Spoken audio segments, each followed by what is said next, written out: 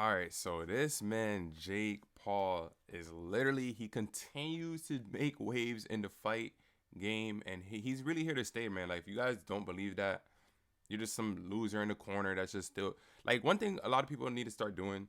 Stop hating people like that's really living their life. Like some of y'all be hating y'all own life too badly. Like I get it, some people do cringy things, whatever the case may be, but some of y'all need to take some of these good things that people are doing with their lives and actually add them to your own lives. People be too miserable.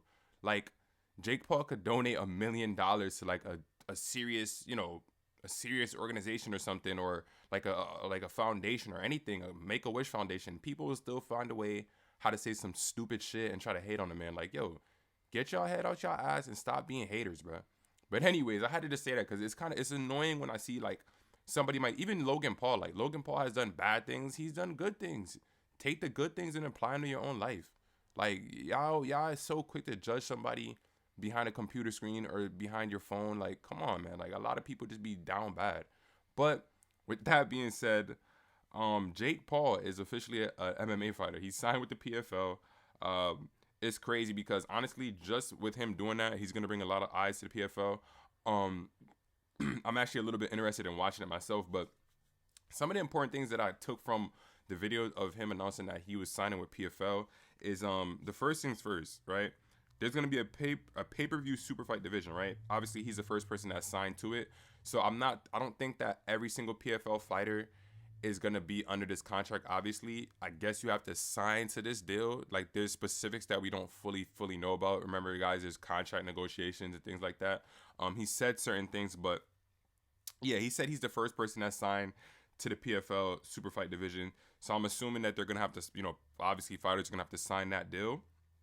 If they're winning, if they're doing well, then maybe they'll get that deal signed up.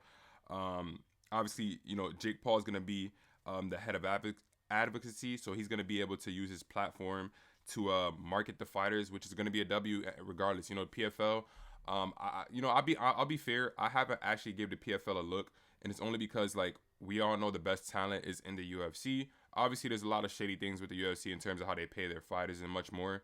But for the time being, I'm just like, okay, I'm just gonna watch the UFC because they have all the best fighters.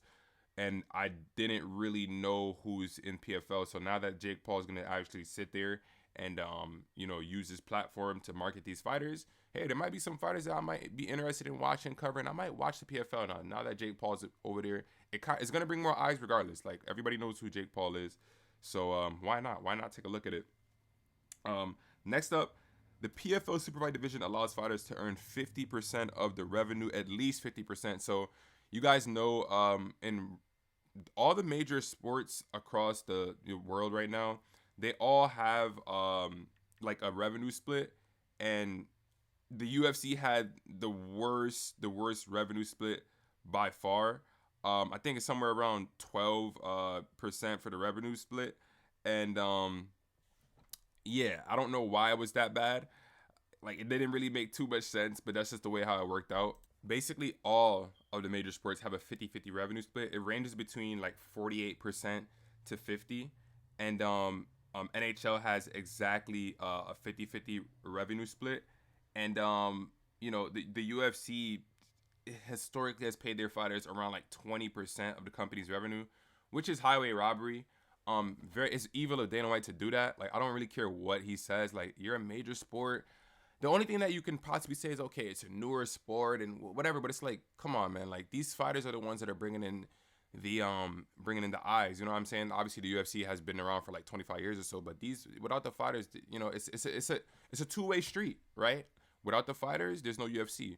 Without the UFC, there's no fighters where it's like, okay, we can see, this is the best organization with the best fighters. It's just like ridiculous. So the fact that Jake Paul is able to do that and add a 50% revenue split, I'm assuming only if they're underneath that super fight division. I'm not sure how that whole thing's gonna work out, but it seems like you have to be signed underneath that super fight division, and I don't know if all the fighters are gonna be signed underneath that. So it might still be some hurdles they got to get over, but it's a great start nonetheless. Like it has to change at MMA. Like it's the most brutal sport, right? In boxing, there's promoters and they basically call their own shots and they're making a lot of money anyways, right? So that's great for boxing. They deserve to make the money because like they're taking straight head damage, straight body damage.